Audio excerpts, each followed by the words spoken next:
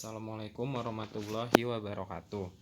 Saya Ilham Diantama Putra dari kelas 4A D3 Perpajakan dari Fakultas Ekonomi dan Bisnis Universitas Muhammadiyah Profesor Dr. Hamka. Akan menjelaskan tentang depresiasi, impairment, dan deflasi yang bersumber dari Intermediate Accounting IFRS Edition Keso, Wegen, and Werfield dengan dosen pengampu Ibu Adimaya Saraswati. Pertama, depresiasi adalah proses akuntansi pengalokasian kos aset berwujud ke biaya secara sistematis dan rasional ke periode-periode yang diharapkan memperoleh manfaat atau benefit dari penggunaan aktiva tersebut. Di sini ada faktor yang menentukan proses depresiasi. 1. Nilai yang akan didepresiasi. Itu ada original cost senilai $10.000 dikurang dengan residual value senilai $1.000 dan didapatkan depresiasi base senilai $9.000. 2. Estimasi umur ekonomis. Di sini umur ekonomis sering berbeda dengan umur fisik aset. Terus perusahaan menghentikan aset karena dua alasan. Pertama, faktor fisik karena kecelakaan atau sudah tidak bisa digunakan lagi. 2. Faktor ekonomis. Terus di sini ada metode depresiasi. Pertama, metode aktivitas. Diasumsikan bahwa penyusutan adalah fungsi dari penggunaan atau produktivitas, bukan dari berlalunya waktu. Contoh, diketahui Stanley Coleman fact. Di sini ada cost of grant $500.000, estimate useful life-nya ada 5 tahun, estimate residual value-nya ada $50.000, terus productive life in hours-nya ada 30.000 hours. Diilustrasikan jika Stanley memakai derek untuk 4.000 jam pada tahun pertama, tarif depresiasinya sebagai berikut. Di sini pertama kita cari cost less residual value-nya $500.000 dikurang dengan $50.000, baru dikalikan dengan hours this year-nya sebesar 4.000 jam dibagi dengan total estimate hours sebanyak 30.000. Terus didapatkan hasilnya senilai $60.000. Metode depresiasi berikutnya ada metode garis lurus. Adalah mempertimbangkan penyusutan dari waktu, bukan dari fungsi dari penggunaan. Terus di sini contohnya Stanley Cole lagi. Yang diketahui sebelumnya itu ditambahkan dengan ilustrasi jika Stanley menghitung beban penyusutan untuk sindirect tersebut. Di sini dengan rumus cost dikurang residual value dibagi dengan estimate useful life. Jadi 500.000 dikurang 50.000 dibagi dengan 5 tahun didapatkan senilai $90.000. Terus metode depresiasi berikutnya ada double declining. Jika menggunakan double declining ini, tingkat depresiasinya sama dengan 2 kali tarif garis lurus. Nilai sisa tidak dikurangi dari harga perolehan. Sebagai berikut.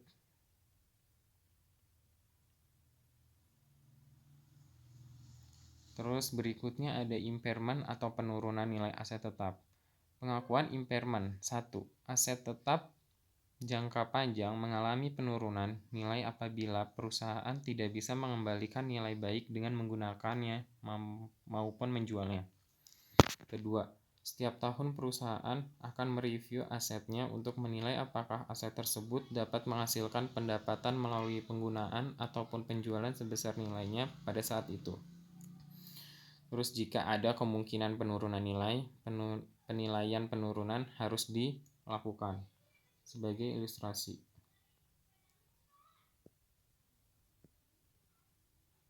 Di sini contoh ilustrasinya diasumsikan bahwa Cross Company melakukan uji penurunan nilai untuk peralatan yang dimilikinya.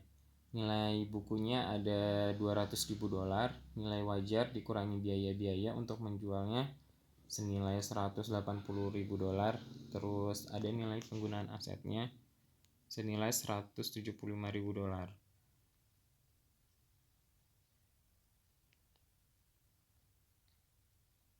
Di sini untuk mendapatkan impairment loss-nya itu carrying amount dikurang dengan recoverable amount-nya.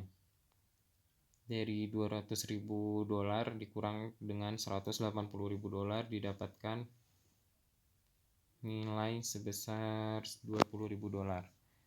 Terus Cross membuat jurnal sebagai berikut. Di sini ada kenaikan kembali nilai wajar aset atau pemulihannya. Diilustrasikan Tan Company membeli peralatan pada tanggal 1 Januari 2010 seharga $300.000. Umur ekonomisnya ada 3 tahun dan tidak memiliki nilai residu.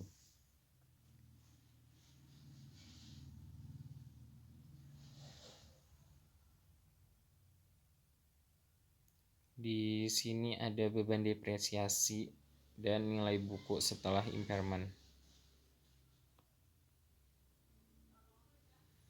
Pada akhir 2011, perusahaan menetapkan nilai wajar aset menjadi 96.000. Perusahaan menaikkan nilai aset dengan cara di sini ada akumulasi depresiasi peralatannya 6.000 dan di kreditnya ada pemulihan rugi penurunan nilai senilai 6.000. Terus depresi. Depresi adalah berkurangnya harga perolehan sumber daya alam karena perubahan pengolahan sumber daya alam tersebut sehingga menjadi persediaan. Di sini ada 2, biological asset dan sumber daya alam mineral. Terus penghitungan depresi ada 3, biaya eksploratory, 2 biaya eksploratory dan evaluasi, 3 biaya pengembangan. Di sini ada ilustrasinya.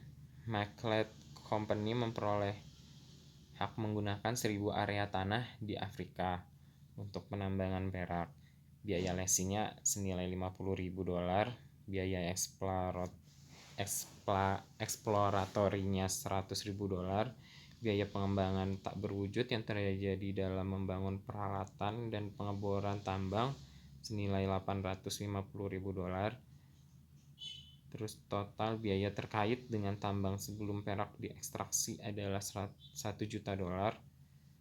Di sini Macleod mengestimasi bahwa tambang akan menghasilkan 100.000 ons perak.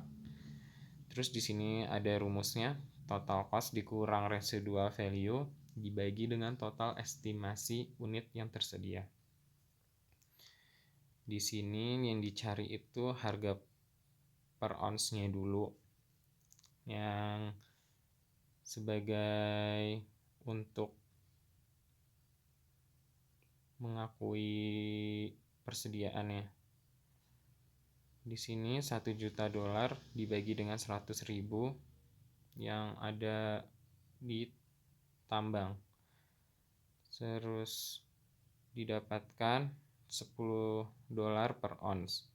Terus di sini ada ilustrasi tambahan, jika Macleod mengekstrak 25.000 ons pada tahun pertama, maka depresi untuk tahun pertama adalah $10 dikalikan dengan 25.000 ons, terus didapatkan $250.000 dengan jurnalnya persediaan terhadap akumulasi depresi. Terus posisi keuangan, laporan keuangan Macleod ini ada silver mine senilai $1 juta, terus dikurangkan dengan accumulated depletion senilai $250.000, terus didapatkan $750.000. Sekian video dari saya, kurang lebihnya mohon maaf. Assalamualaikum warahmatullahi wabarakatuh.